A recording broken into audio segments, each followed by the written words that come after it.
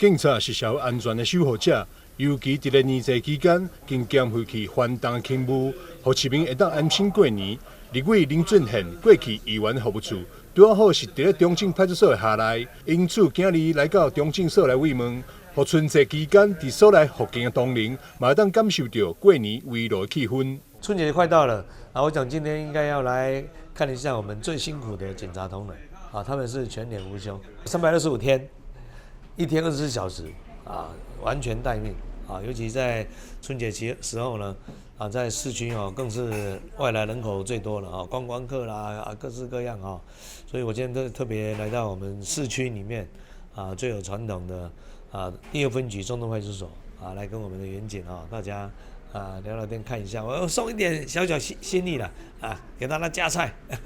哦，然后也感谢一下我们派出所的志工啊，尤其我们所长，我一来都看他们还忙着宣导防诈，随时随地都来上班，都来工作啊，这种精神我们当然也很感动啊，那也希望祝我们的警察同仁啊，大家在岗位上啊，在春节时候，我们特别应该要给他表达我们对他们的敬意和感谢。